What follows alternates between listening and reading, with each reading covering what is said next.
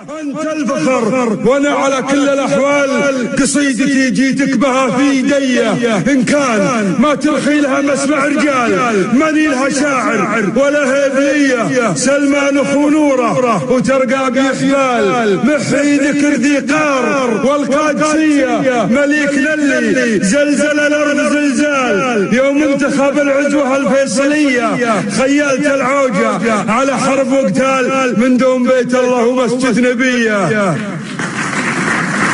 في فؤاده سكنانا، نحن لا نرتضي سواه، وندري أنه لا يريد شعبا سوانا.